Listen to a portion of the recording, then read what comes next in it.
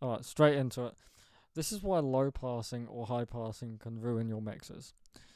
Earlier I was asked, well, when should I low pass, when should I high pass? And the most common answer to this is when you can see something in the low end.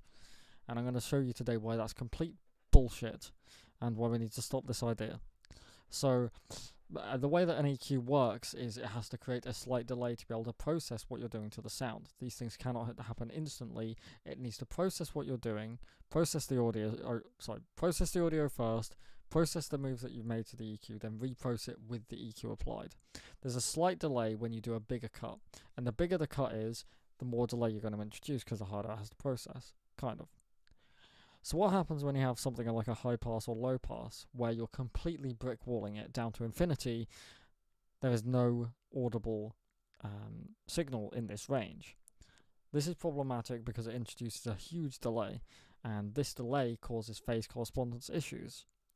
When you're doing a cut like this around the area where the cut is, you're slightly shifting the phase. So if we just imagine that around this area, if this is y and this is x, and we have along the y-axis your degrees and x is time, then you have a slight spike right here and a slight spike right here. So keep that in mind. And this is not where the cut is. Where the cut is stays the same. Around the cut is where the phase correspondence issues happen. Okay. So, with all this in mind, why is low passing and high passing bad? Can we hear it audibly? Yes, we absolutely can. Let's listen and get headphones, by the way.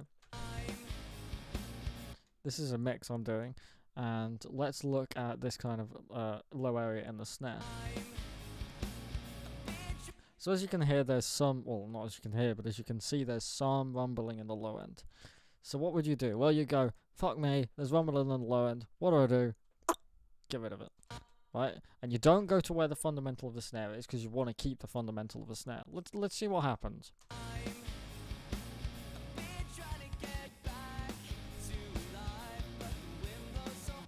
Well done, you got rid of the rumble. Can I tell you what also happened? You also got rid of the fundamental frequency of the snare.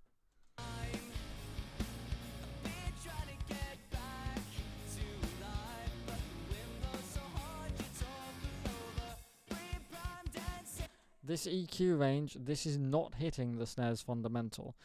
I'm going to get rid of this just to show you. Just listen to that low note of the snare. This bit here.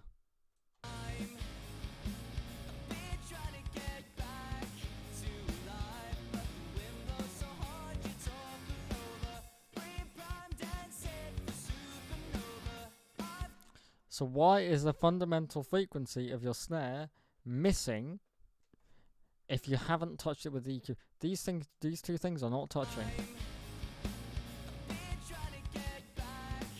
So why is it changing? Because the phase is changing. There are other things in this track where that fundamental frequency has a phase offset of 0.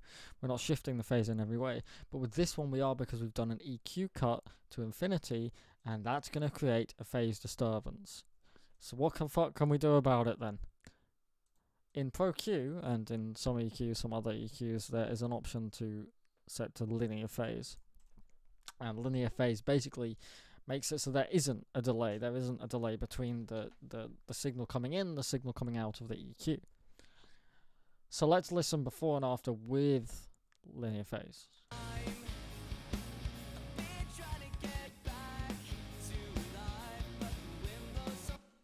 So as you can hear, it's there again.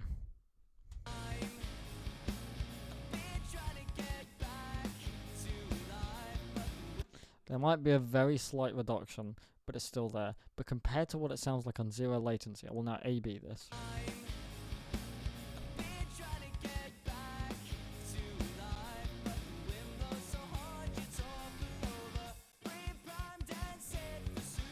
Completely gets rid of the fundamental. This is why you shouldn't just be low cutting everything, especially if you don't have an EQ which can do linear phase. It changes the relationship between phase when you do a low cut like this. And using linear phase does have drawbacks. There will be a slight delay in the audio, which means you could have little artifacts and weird little distorty bits. Be aware of it. Stop high passing everything.